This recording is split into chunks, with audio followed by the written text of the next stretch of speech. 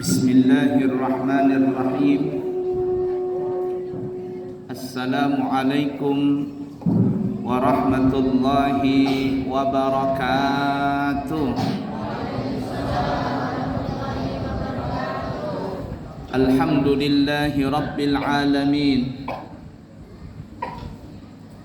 Allahumma fasalli wa sallim ala sayyidina wa nabiyyina wa maulana Muhammadin sayyidil anbiya'i wal mursalin sayyidil malaikati wal insi wal jinni ajma'in wa ala alihi wa ashabihi wa azwajihi wa dhurriyyatihi wa man tabi'ahum bi ihsanin ila yaumiddin, amma ba'du. Yang kami muliakan dan kami hormati seluruh segenap pengurus Langgar Musalla Mujahidin Al-Mujahidin, orang-orang yang berjuang di jalan Allah. Para tokoh alim ulama, tokoh masyarakat, para sesepuh komplek yang mungkin kami tidak bisa menyebutkan nama beliau masing-masing, namun insya Allah ini tidak mengurangi rasa hormat kami kepada beliau-beliau semua. Hadirin hadirat, Bapak Ibu dan anak-anak kami sekalian yang disayangi Allah dan dicintai Allah. Nabi Muhammad sallallahu alaihi wasallam adalah memang pantas untuk diperingati kelahirannya, supaya selalu timbul di hati kita ini dan lahir selalu kasih sayang dan cinta kepada Nabi kita Muhammad sallallahu alaihi wasallam, karena beliaulah yang nanti akan membawa kita dari dunia sampai masuk ke dalam surga. Amin, Allahumma amin ya rabbal alamin.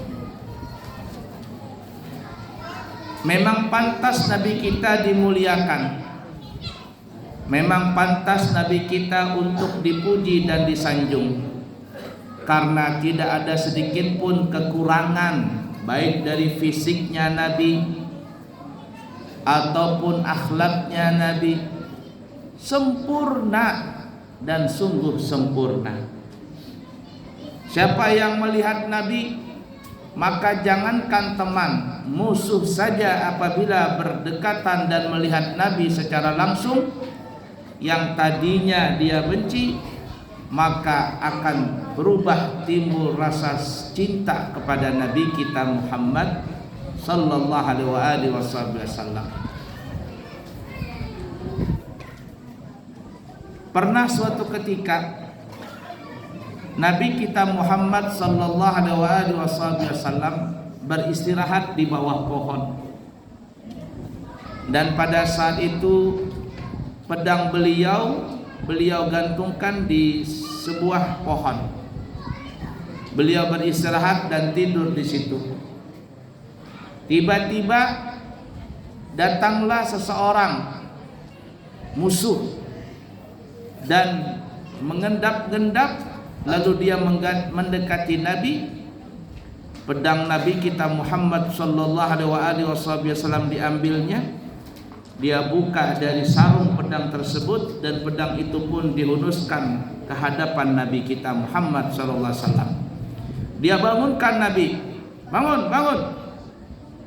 Nabi pun terbangun dari tidurnya. Saat itu tidak ada yang mendekati Nabi dan tidak ada siapa yang tahu bahwa Nabi sedang diancam nyawanya oleh orang ini. Sahabat berada di tempat lain. Lalu orang ini berkata, "Ya Muhammad, sekarang pedang ini ada di tanganku dan engkau tidak mempunyai senjata. Ini pedang akan kutebaskan di lehermu. Kira-kira siapa yang bisa mencegah pedang ini untuk sampai ke lehermu? Siapa yang bisa mencegah aku akan membunuh dirimu?"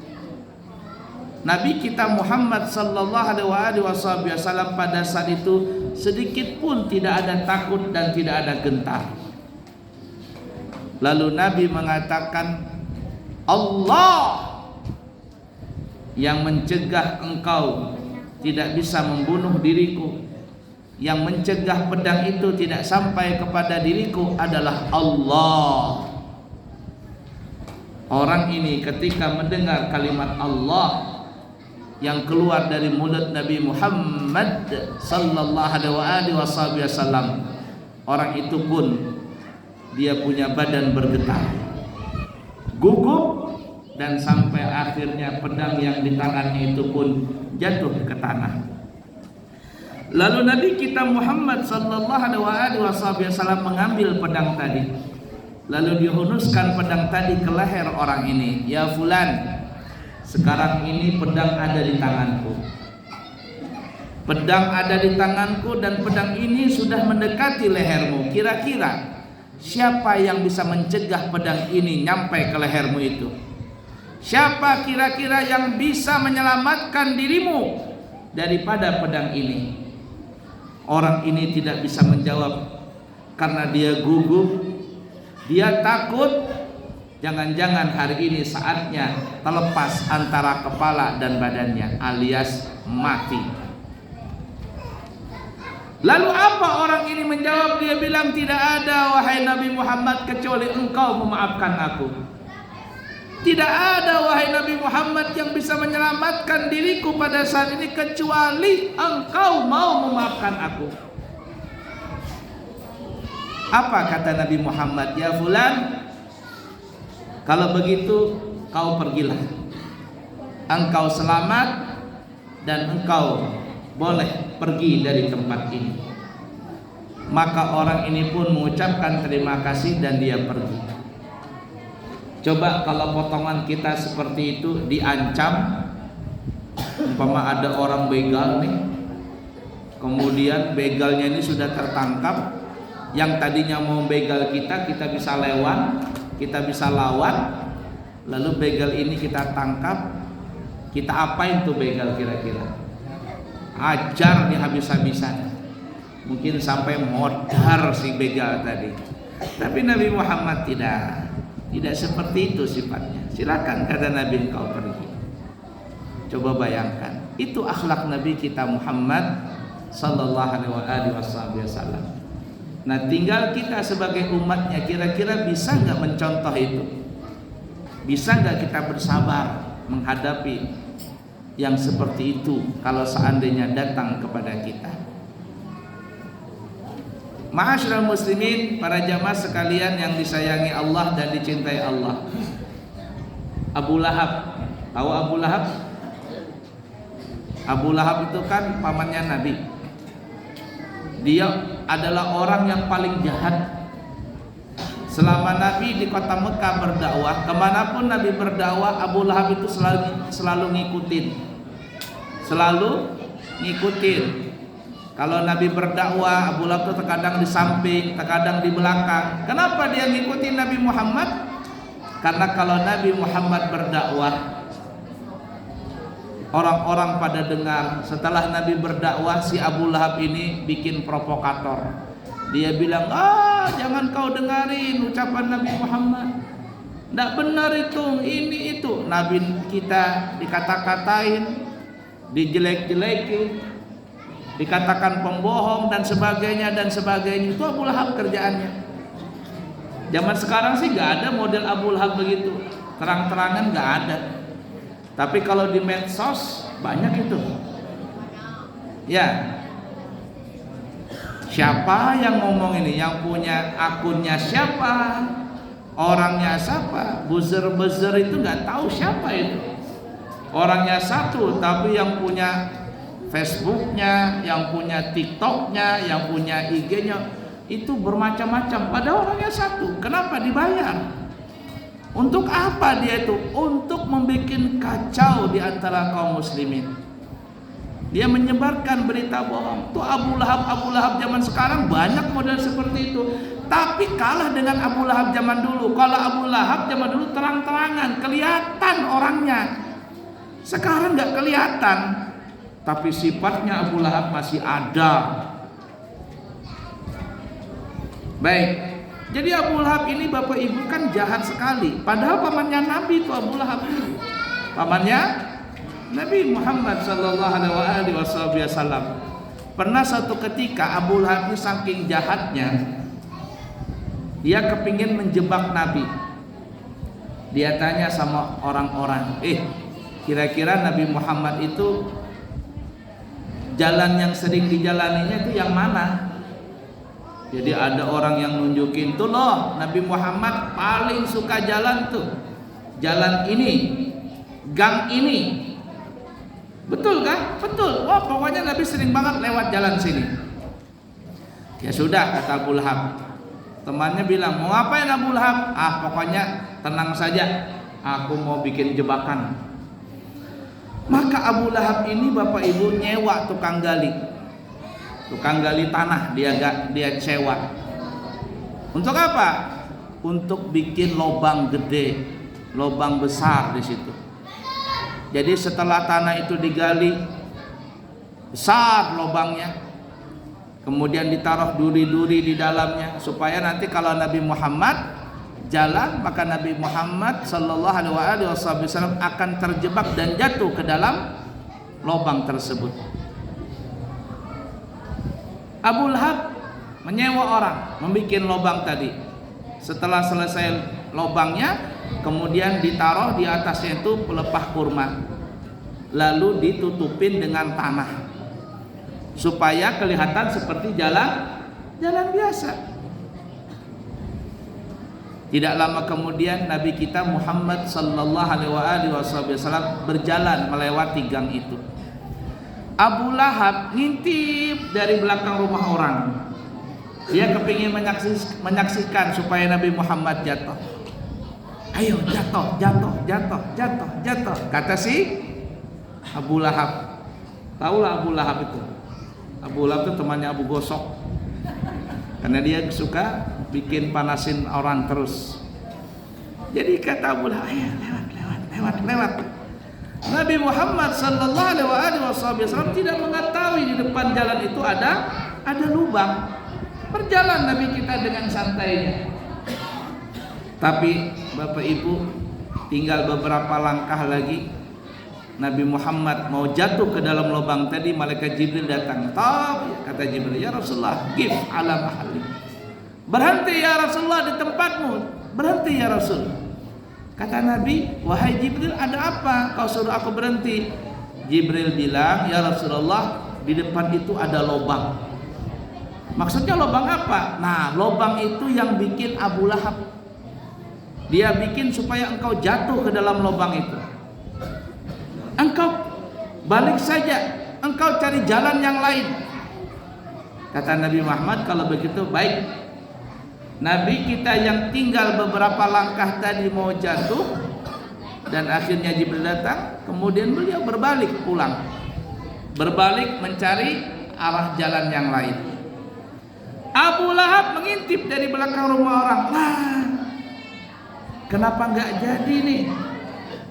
Lalu dia lupa dengan lubang yang dia bikin. Dia kejar Nabi Muhammad sambil teriak-teriak, Muhammad, sini Muhammad. Nabi Muhammad nggak dengar, pura-pura nggak mau dengar. Muhammad, sini Muhammad. Si Abu Lahab ini ngejar Nabi Muhammad dan dia lupa bahwa di depannya itu ada lubang. Ini yang kata pepatah, senjata makan. Dia yang bikin lubang dan akhirnya apa yang terjadi? Dia lari, teblubak, jatuh si Abu Lahab ini ke dalam lubang itu. Abu Lahab ini Bapak Ibu orangnya itu gede, gendut, besar. Pernah lihat orang Arab nggak? Nah, orang Arab itu kalau dia gendut besar tuh, waduh, kayak tandon itu gedenya. Berat, besar badannya, mana besar, mana gendut, mana tinggi si Abu Lahab ini. Nah, dikatakan tuh Abu Lahab kalau naik kuda kakinya tuh nyampe ke tanah. Kakinya nyampe ke tanah saking gedenya tuh orang. gede, tinggi, besar, gendut, jatuh ke dalam lubang tadi. Pas jatuh dia pelopak begitu, nggak bisa bangun, nggak bisa naik dia. Teman-temannya Abu Lahab datang, Abu Lahab, ada apa? Ayo naik. Satu orang pun tidak ada yang bisa mengangkat Abu Lahab tadi, Bu. Nggak ada yang bisa ngangkat. Kenapa? Saking gedenya badannya Abu Lahab tadi. Apa kata Abu Lahab? Ya, gini. Kalian berapapun tidak bisa mengangkat aku ini. Kalian berapapun tidak bisa mengeluarkan aku dari lubang ini. Cuman hanya satu orang yang bisa mengeluarkan aku dari lubang ini. Kata teman-temannya Abu Lahab, siapa yang bisa mengeluarkan engkau wahai Abu Lahab? Tidak lain keponakanku, Nabi Muhammad SAW. Panggil Nabi Muhammad, suruh dia ke sini. Maka teman-temannya Abu Lahab ini pun mengejar Nabi Muhammad tadi. Sampai di hadapan Nabi Muhammad, mereka bilang, ya Muhammad, paman engkau masuk ke dalam lubang. Lah terus apa maksudnya? Kata dia, tidak ada yang bisa mengeluarkan dia kecuali engkau, dan dia minta tolong kepadamu. Kata Nabi Muhammad, kalau begitu baik. Coba kalau kita yang digituin kira-kira gimana? Kepok, syukurin, mati sekalian. Itu kita. Nabi Muhammad enggak. Nabi Muhammad tidak seperti itu sifatnya. Lalu Nabi Muhammad datang menemui Abu Lahab. Kata Nabi Muhammad, ya Abu Lahab, pegang tanganku ini. Maka Abu Lahab pun memegang tangannya Nabi Muhammad sallallahu alaihi wasallam, dan beliau mengangkat Abu Lahab seperti hanya mengangkat kapas yang ringan saja. Diangkat Abu Lahab tadi, padahal 10 orang yang mengangkat Abu Lahab gak bakalan bisa ngangkat saking gedenya Abu Lahab tadi. Tapi Nabi kita Muhammad sallallahu alaihi wasallam mengangkat dan mengeluarkan Abu Lahab dari lubang itu seperti halnya Nabi mengangkat, seperti halnya mengangkat sebuah kapas yang ringan. Pindah. Setelah Abu Lahab naik ke atas, apa yang dikatakan oleh Abu Lahab? Apakah Abu Lahab terima kasih? Wahai Nabi Muhammad, terima kasih. Begitu? Ngasih hadiah? Anda? Apa yang dikatakan Abu Lahab? Abu Lahab cuma bilang, wah, betul-betul sihir engkau ini luar biasa. Ya, Abu Lahab dibilang, sihir engkau ini wahai Nabi Muhammad luar biasa. Coba, sudah ditolong oleh Nabi Muhammad, dibantuin keluar oleh Nabi Muhammad, bukannya Abu Lahab berterima kasih, malahan nyumpah-nyumpahin. Coba kalau kita seperti itu ya, sudah ditolong kemudian jelek-jelekin kita, mungkin kita langsung tendang aja lagi, lubang, masuk lo ke dalam sumur. Itu kita. Tapi Nabi kita Muhammad sallallahu alaihi wasallam tidak seperti itu sifatnya. Raufur Rahim, orangnya lemah lembut dan kasih sayang. Lemah lembut dan kasih sayang. Sama orang-orang tua beliau hormat, sama anak-anak kecil beliau sayang. Bahkan berapa anak kecil yang pernah mengencingin Nabi. Jadi ada sahabat tuh, ada 4 atau 5 sahabat, saya lupa nama-namanya. Itu mereka masih bayi, digendong oleh Nabi. Ketika digendong sama Nabi, Nabi dikencingin. Nabi kita Muhammad sallallahu alaihi wasallam dikencingin. Tapi Nabi sayang, Nabi rahmah dengan anak-anak tersebut. Jangankan kepada teman, kepada lawan pun Nabi itu hormat, Nabi itu punya sifat kasih sayang, apalagi kepada sesama muslim. Nah, oleh karena itu Bapak Ibu para jamaah sekalian, sifat Nabi Muhammad yang Raufur Rahim, maha lembut, maha kasih sayang, kita perlu budidayakan sifat ini di zaman yang penuh dengan fitnah. Fitnah itu sudah luar biasa di zaman ini. Kalau bahari orang mengatakan mulutmu adalah harimaumu, tapi sekarang sudah berubah peribahasa itu, berubah dengan kalimat jempolmu adalah harimaumu.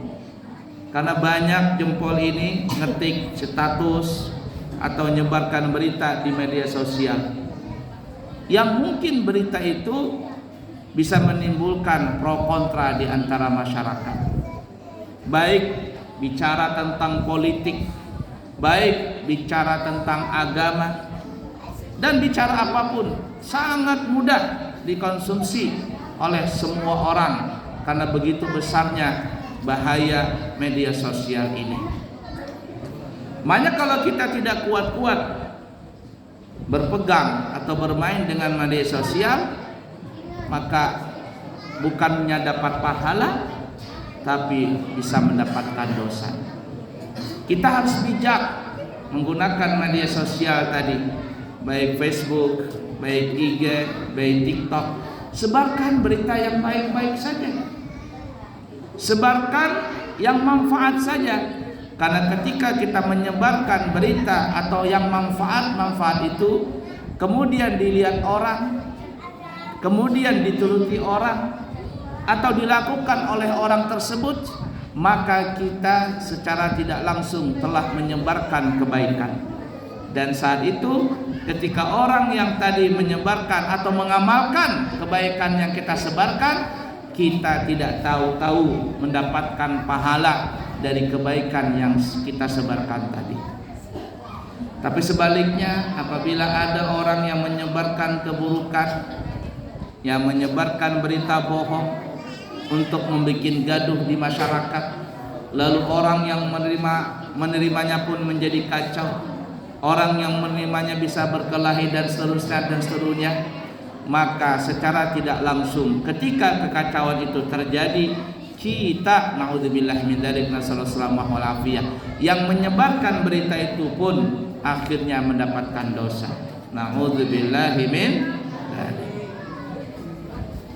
Bapak Ibu para jemaah sekalian yang disayangi Allah dan dicintai Allah, kembali kepada Nabi kita Muhammad sallallahu alaihi wasallam. Beliau itu mempunyai sifat yang luar biasa baiknya, ya. Dan karena begitu baiknya, para sahabat pun mencintainya, dan mereka tidak sanggup kalau berpisah dengan Nabi kita Muhammad sallallahu alaihi wasallam.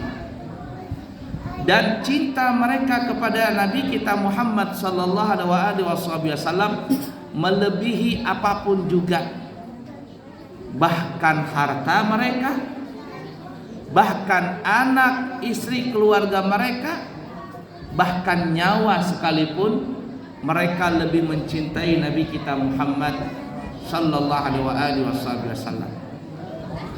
Pernah waktu dalam peperangan Uhud, Nabi kita dan para sahabat kan mendapatkan kekalahan. Jadi ketika itu kaum muslimin sudah kalah, lalu pulang ke kota Madinah. Ada seorang ibu-ibu datang, dia mencari kabar Rasulullah. Kata ibu ini, bagaimana kabar Nabi Muhammad sallallahu alaihi wasallam?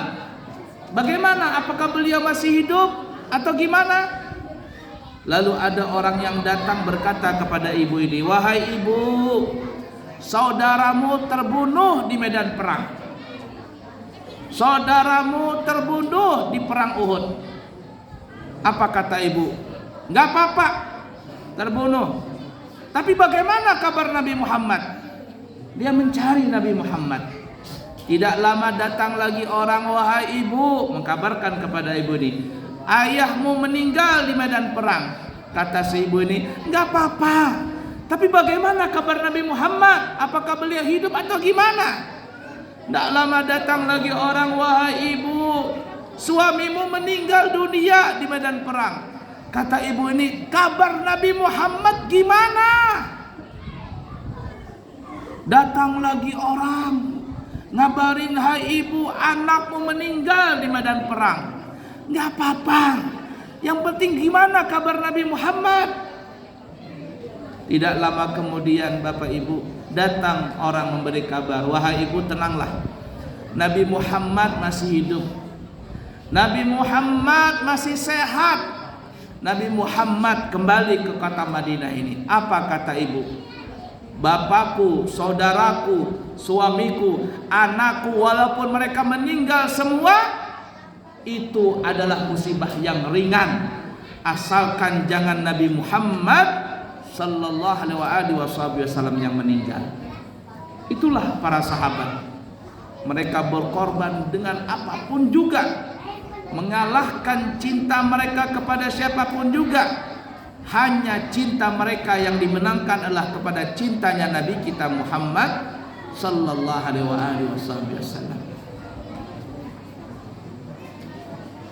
Dan memang kalau orang sudah cinta dengan Nabi Muhammad, hatinya berkaitan dengan Nabi Muhammad, maka semuanya itu akan menjadi tenang, semuanya akan menjadi bahagia.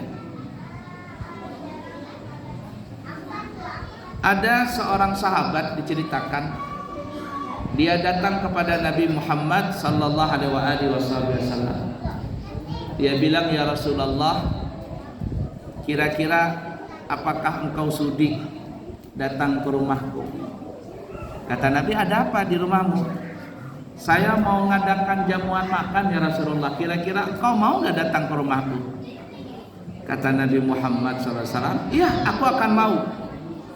Kenapa Nabi mau? Karena Nabi itu tidak pernah menolak kalau diberi, tidak pernah nolak. Kalau diundang selalu datang, apalagi kalau yang mengundangnya itu orang miskin. Beliau datang. Lain kita, terkadang kita ini pilih-pilih. Kalau orang miskin yang ngundang tahlilan begitu, paling-paling ote-ote ini enggak usah lah. Tapi ketika orang kaya yang ngundang nasi padang, mantep ini. Banyak yang datang. Nabi kita enggak. Kalau orang miskin yang ngundang, maka beliau segera datang. Kata Nabi, "Baik, aku akan datang ke rumahmu." Maka sahabat ini pun pulang segera.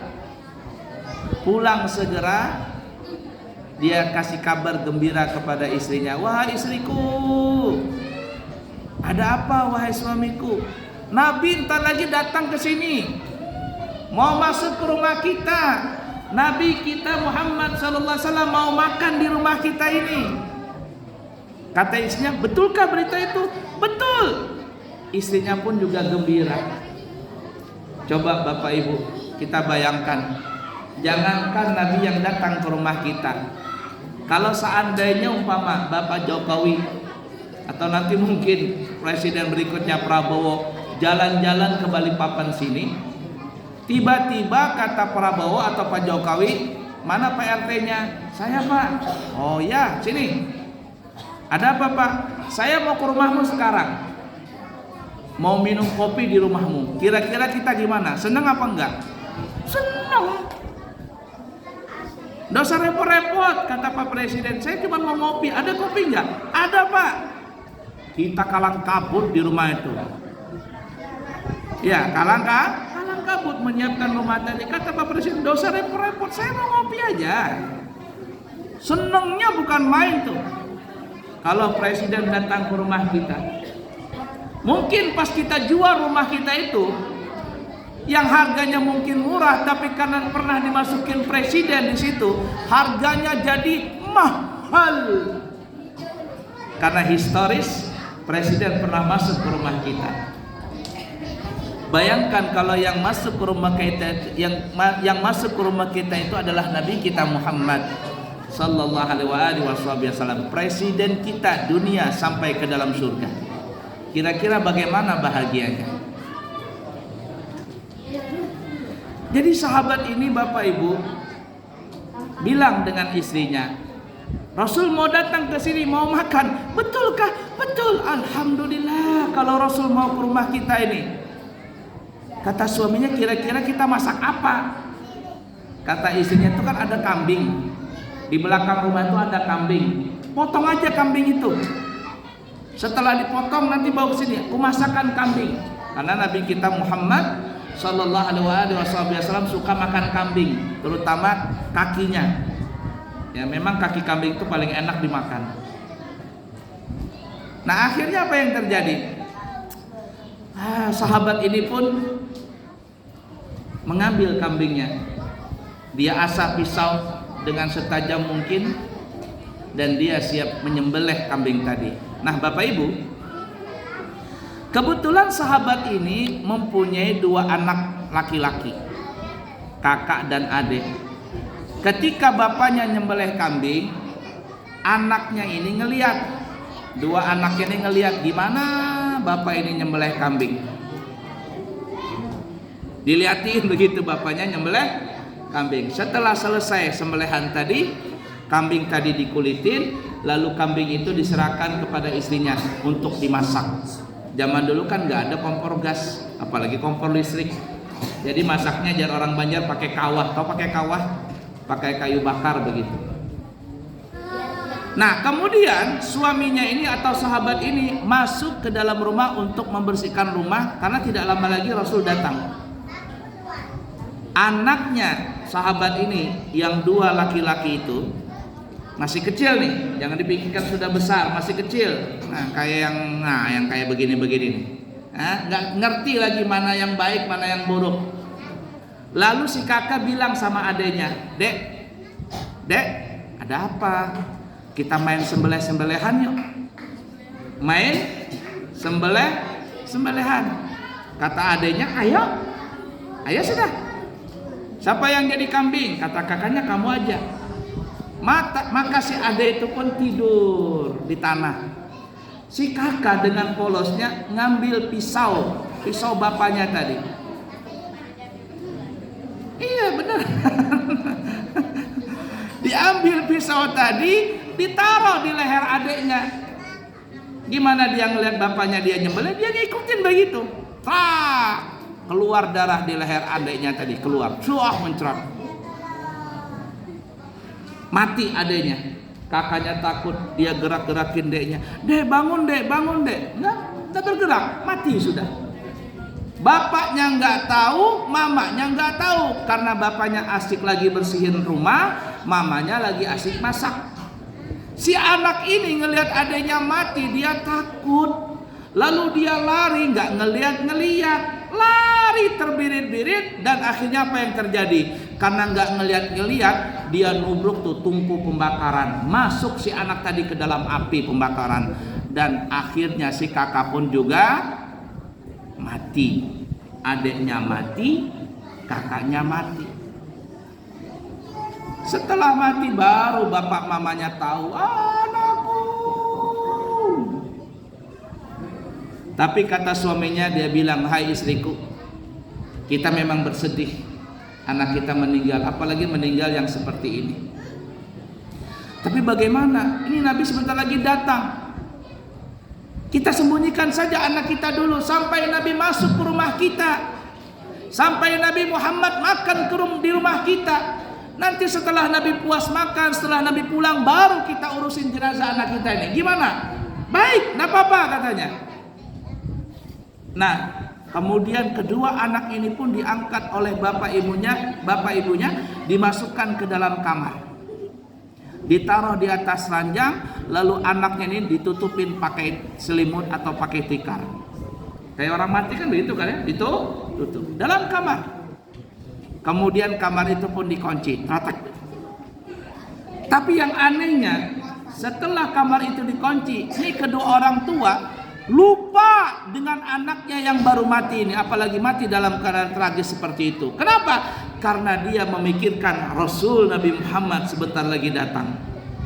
Itu yang saya katakan tadi, sahabat itu mereka lebih cinta kepada Rasulullah melebihi siapapun juga, bahkan anaknya pun mereka lebih cinta kepada Nabi kita Muhammad SAW.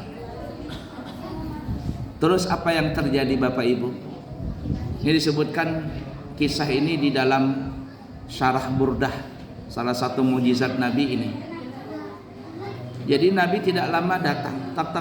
Assalamualaikum warahmatullahi wabarakatuh. Waalaikumsalam warahmatullahi wabarakatuh. Ahlan wa sahlan wa marhaba ya Rasulullah. Silakan masuk ya Nabi. Silakan masuk ya Rasulullah. Nabi masuk ke dalam rumah tadi. Yang tadi rumahnya pengap, akhirnya menjadi adem. Yang tadi rumahnya mungkin kurang harum, ketika Nabi masuk rumah tadi menjadi harum semerbak. Fadhal ya Rasulullah, tafadhal ya Rasulullah. Silakan ya Rasul. silakan ya Rasul masuk, silakan duduk ya Rasul. Nabi pun duduk.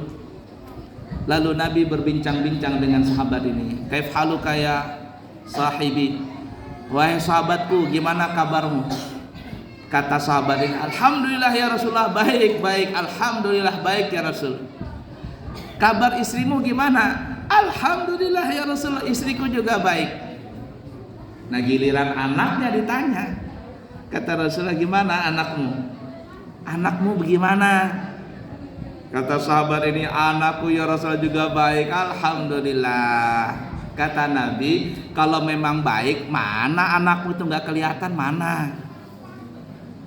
Biasa kan kalau anak-anak tuh Bu ya, kalau ada tamu atau apa, wow dia ikut juga nimbrung tuh, main-main. Apalagi anak kecil yang masih umur 2 tahun itu nggak ngerti dia, wah ikut main. Kata Nabi, mana anakmu? Ada ya Rasul, ada. Di mana? Dalam kamar ya Rasul. Buka kamarnya, ayo bareng sini kita makan rame-rame. Sahabat ini bilang, ya Rasul biarkan saja anak saya itu di dalam. Karena kalau mereka keluar nanti jangan orang Banjar mahaur, tahu mahaur? Apa? Bikin kacau aja nanti, terbalik nasi lah apa, gangan terbalik semuanya. Biarkan saja di dalam. Kata Rasul, mereka lagi ngapain? Kata sahabat ini lagi main gulat-gulatan, main smackdown, tahu smackdown? Namanya juga anak laki-laki. Nah kan langsung praktek dia.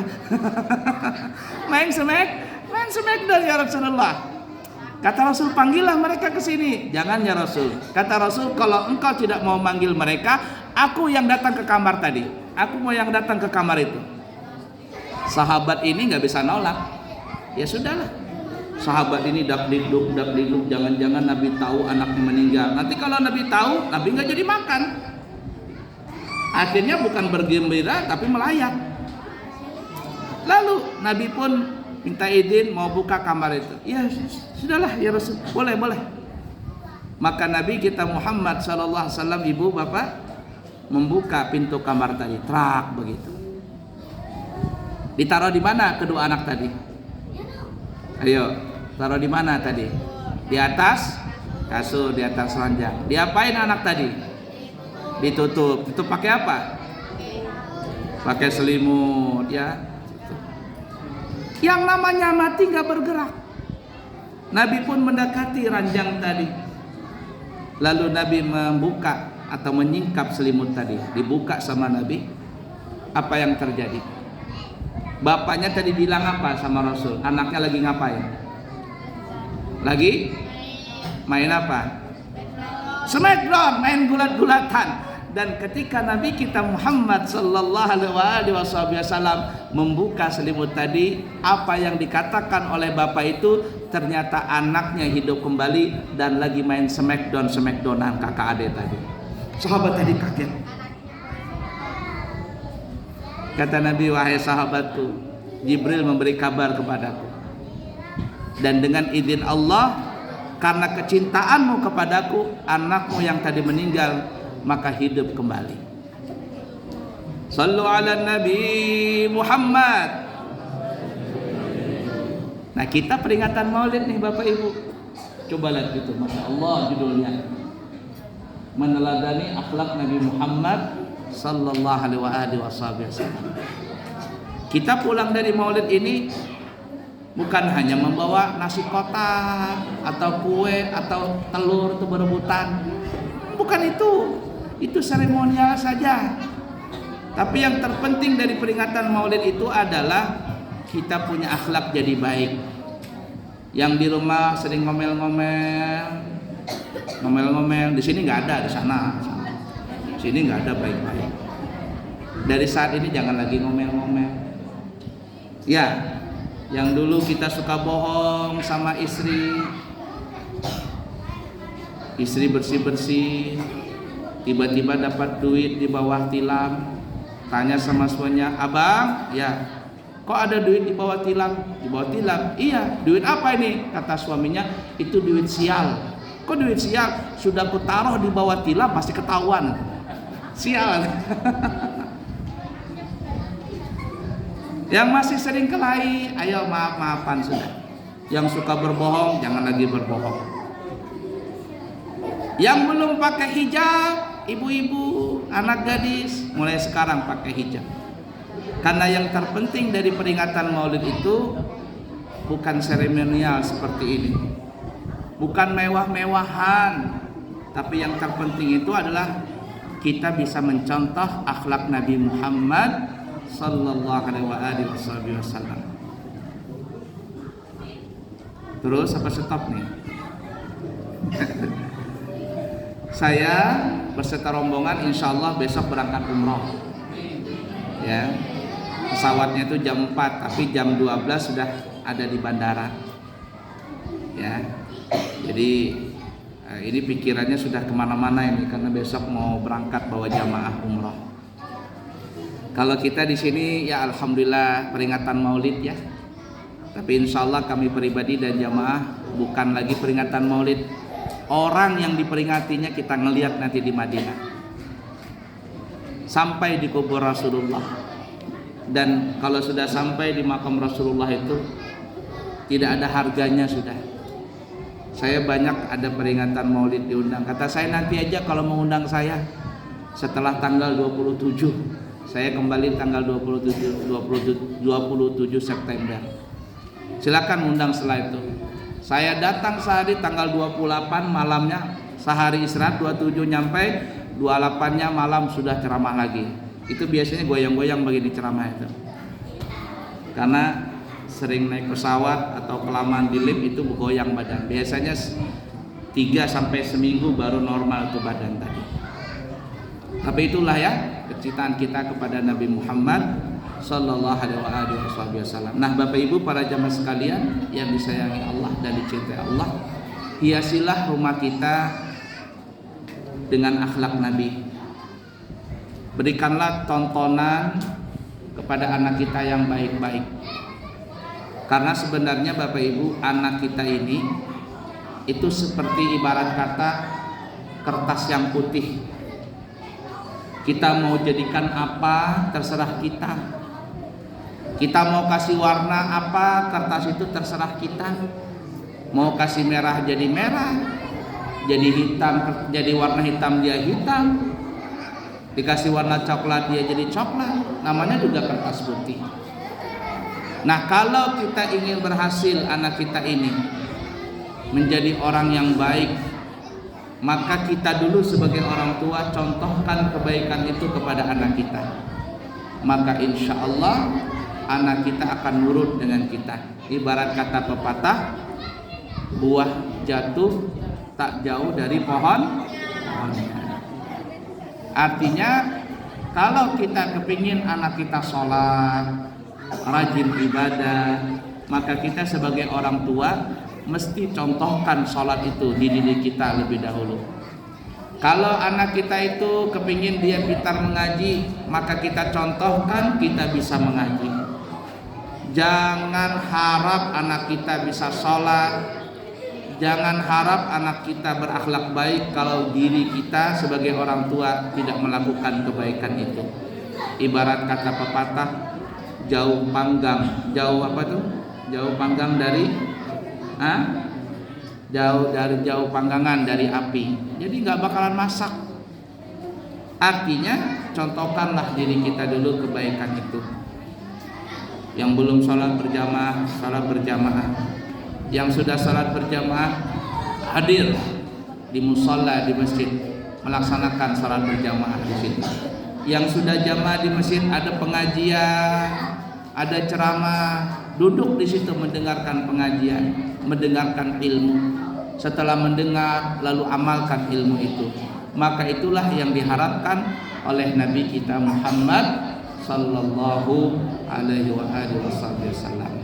Bapak Ibu para jamaah sekalian yang disayangi Allah dan dicintai Allah, mungkin sini aja ya. Insyaallah nanti kita bertemu di kesempatan yang lain. Tidak usah terlalu panjang.